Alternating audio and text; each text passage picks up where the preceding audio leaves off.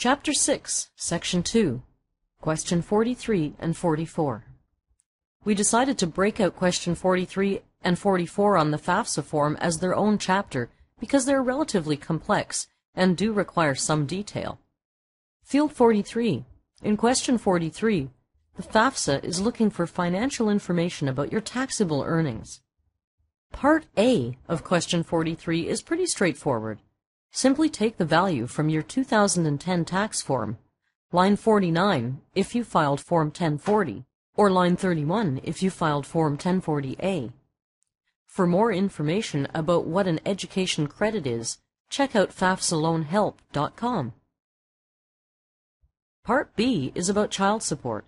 If you are paying child support for a child that does not live in your home, enter in that value here.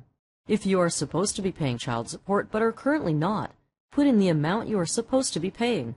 Remember, this question is asking how much you are paying for child support, not receiving.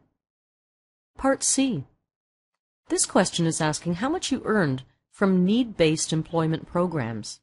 A need-based employment program is usually a job that you take part-time to help you pay for school. You should get a W-2 form for this income. Most people have jobs like internships, fellowships, or working at the school itself as work-study programs. If you need more information on what is a work-study program, go to fafsaloanhelp.com. Part D. This question is asking you to total up all of your grant and scholarship aid that you have received. Now, you may be asking yourself, is my scholarship taxable?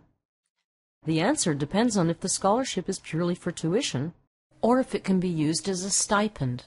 If it is purely for tuition, it is not taxable. If it can be used for other expenses like rent, it may be taxable.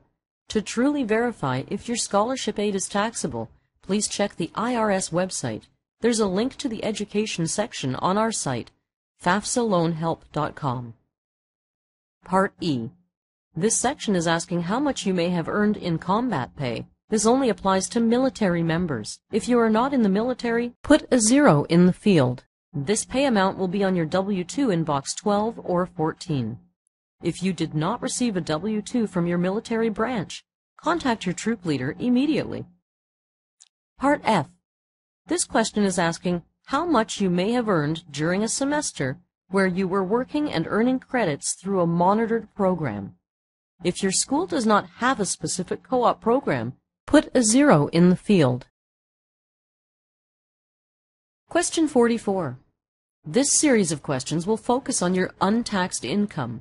This is essentially money you have earned but have not paid tax on yet. If you are married, make sure to approach this section with the total value from both you and your spouse. Part A. Payments to a tax-deferred pension, etc. is asking you how much money you may have placed into a pension fund or a 401k retirement plan. This amount will show up on your W-2 since the money goes directly into those plans from your employer pre-tax. Part B, IRA deductions and payments, is talking about money you may have set aside in a retirement account which is technically pre-tax. Once again, this info will show up on your tax forms. If none of these terms sound familiar, don't worry, a large portion of people have not put money into a pension or IRA account.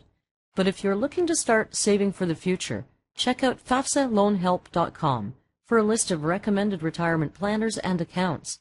Starting to save early in life is a huge advantage. Part C. Child support is any money you may have received as part of a court judgment. For instance, if the father of your baby is sending you money, write down the total of that value in this field. The amount you enter is the yearly amount that you got in 2010. Part D. Sometimes investments make interest income which may not be taxable. Once again, refer to your tax form to get the values for this. In most cases, put a 0 in the field. Part E. Untaxed distributions from your IRA. Now, what this means is if you took out any money from your retirement account early.